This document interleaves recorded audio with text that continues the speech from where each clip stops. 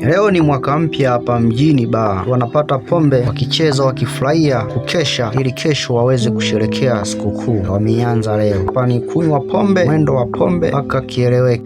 Unyweni pombe. Huyu jamaa kachangamka yani humwambii chochote zaidi ya kunywa pombe na Jamani, kuna mtu kadondoka ametapika dagaa. Huyu jamaa aliyedondoka ambaye ametapika dagaa ni mtu ambaye anapenda vitu vya bure. Anakunywa pombe nyingi, hatoi chochote wala kitu chochote. Ni wale watu ambao tunawaita wanapenda ganda la ndizi. Huyu jamaa ananifurahisha sana, anakunywa pombe mpaka anatamani ameze chupa na meza.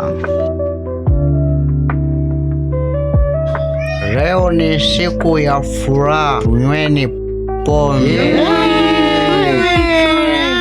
Jamaa shangwe alilonalo wengine wanaita vibe alilonalo ni noma. Yani chupa mbili anatamani anywe kreti zima, lakini inashindikana.